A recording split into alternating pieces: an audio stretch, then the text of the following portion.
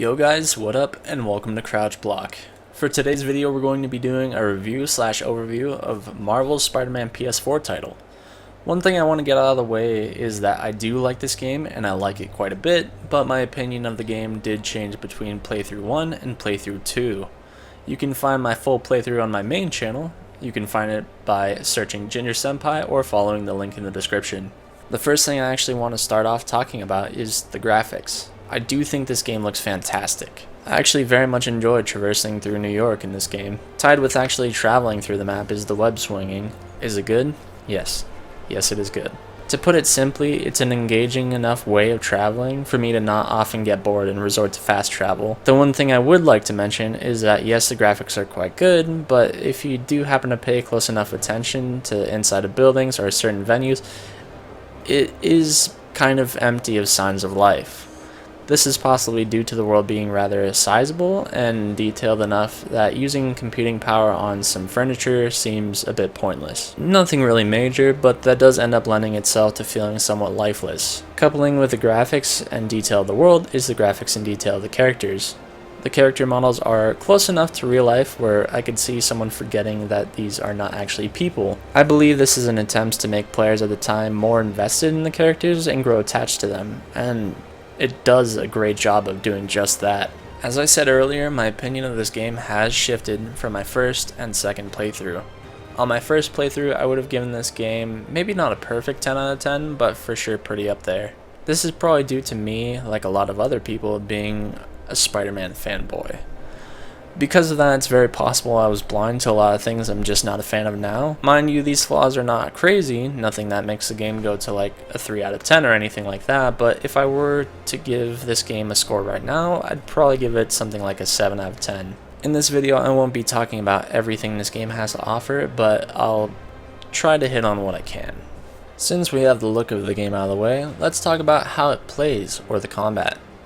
It's roughly a copy and paste of the Batman Arkham combat system, and that's not exactly a negative. This combat system lends itself well to these kinds of games. Do I wish it was a bit more of a remix? Yes, absolutely, but I can look past the game and forgive it for not being entirely original. The combat, after all, is pretty satisfying to be a part of. Striking and countering are the main components to how the combat works. It's simple enough to pick up pretty quickly, but engaging enough to make sure you're not bored while in the middle of an encounter. Compared to Batman, I would say you can get a bit more creative with your combos in this game. Also, can we talk about how someone would definitely die from being air comboed? To mix the combat up a bit, you're given the freedom to use gadgets you have available as you please. These gadgets can be used to either keep your combos exciting and fresh, or in the case of the spider bots, make things a lot easier. Alright, let's talk about the story. You as the player are following a Spider-Man that's been doing this for a while. This isn't exactly a Spider-Man preschool. Pretty much what I'm trying to say by that is this is not an origin story, and you may be asking yourselves, why exactly should I care about that? Well, if you're already a fan of Spider-Man and are already pretty familiar with the character, you don't have to. However, if you find yourselves on the other side of the spectrum and are not so familiar or downright don't know anything about the character, you might care a fair bit.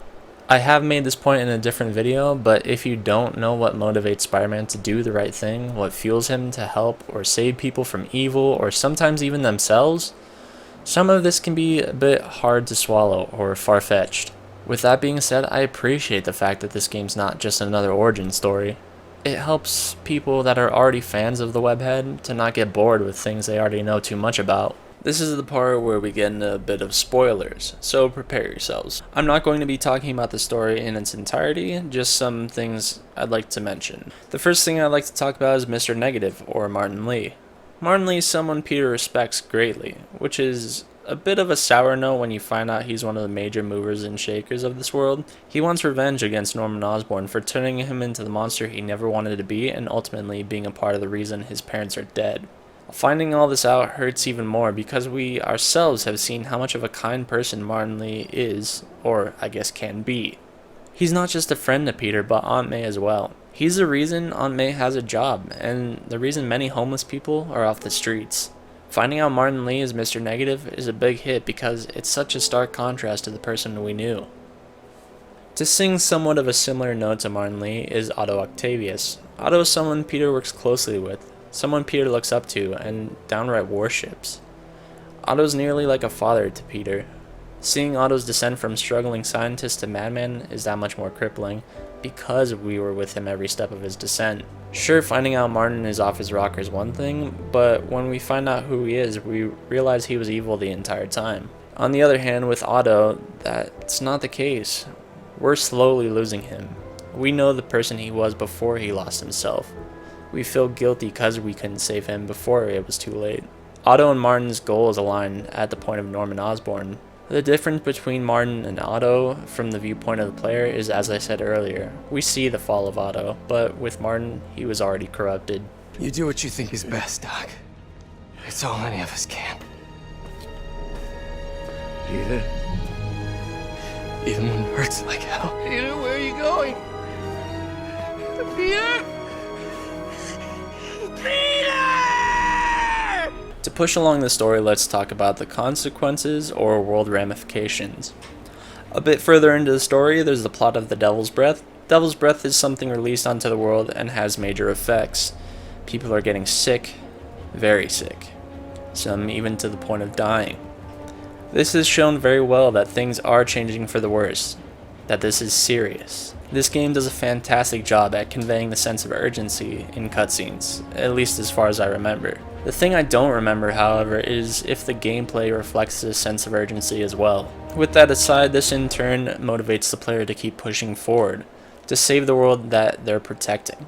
Because of all this, we're led to something crippling for Spider-Man and the player: the death of Aunt May. The first time I played through the scene, it was crushing to the point where I actually shed a couple of tears, because we as the player are shown, if not in major chunks, how kind, caring, and loving Aunt May is, and maybe on some level, some of us have someone in our lives who align with what kind of person Aunt May is. And if that's the case, this cuts even deeper.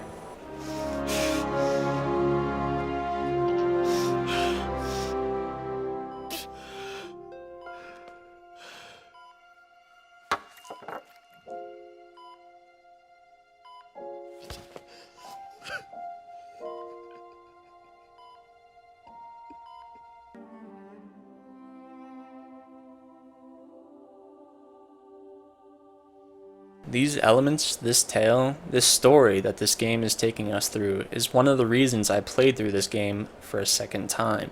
Because I knew it'd be worth getting through. Luckily enough, I did have something to look forward to, which was the DLC. So I did have a little bit of a light at the end of the tunnel situation. The story is the only way I could ever see myself coming back for a third playthrough, which will likely not happen. The losses we face in the story are poorly aligned between Spider-Man and the player at points. I understand that this is to facilitate the plot and push it forward, but it feels kinda bad when you beat a mission only for the cutscene to follow is Spider-Man seemingly losing. Syncing up the losses of Spider-Man and the player is very important for emotional investment. Knowing that the failures were their own is important for a simple fact of that the losses hurt that much more, that the failures were not Spider-Man's, they were my own.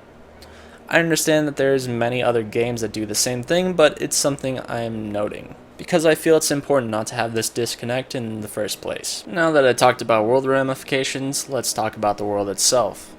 I know this could be covered in the graphics section, but hey, it's my retrospective. As you traverse through New York, on your map you'll find landmarks to take pictures of as little Easter egg side missions. I feel the only reason these landmarks are notable or charming is because the game tells us they're notable or charming.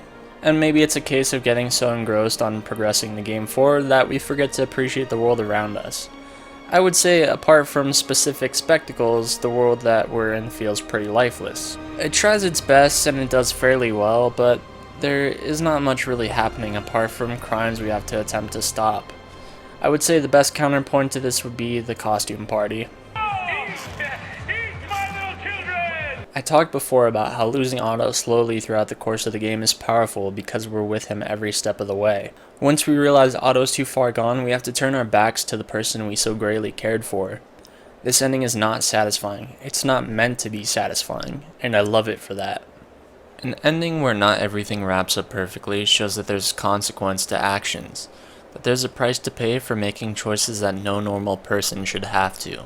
I love this ending because there's a bitter taste left over. It makes it feel that much more real. I definitely enjoyed the story for the most part. The only things I was not exactly crazy about were the stealth segments with MJ or Miles. What makes these missions interesting is the fact that you don't have any spider powers. It's the game's way of trying to convey fear. As much as I don't hate these sections, I don't entirely like them either. As for the side missions, I'm not really a fan of them. They feel rather samey and at points downright boring. You can really feel that all the love and care went into the story and the side missions were more of an afterthought. The main way these missions keep things interesting is limiting what the player can do to tackle the mission in front of us instead of giving the player something new or fresh to face. The main thing I wanted to actually talk about as far as side missions are concerned is the very last mission of the Silver Lining DLC. It starts off fairly interesting. You're looking at past crime scenes and finding audio recordings. These audio recordings are of a therapist talking to a Magi enforcer. This enforcer is trying to make an attempt at Yuri's life. As we progress, we learn about the Magi enforcer being set up by Yuri, baiting him to make an attempt at her life to put him away. Things get a bit twisted when the enforcer finds out that the therapist is actually a cop undercover to help Yuri. The undercover cop is killed and Yuri goes rogue to enact her own sense of justice. Finding all this is great. It's refreshing. It's in a fucking side mission. Yuri becoming this corrupted force with her own agenda is major. She's becoming the person she would otherwise put away behind bars once upon a time. Why is this a side mission? We've been with Yuri every step of the way through this story.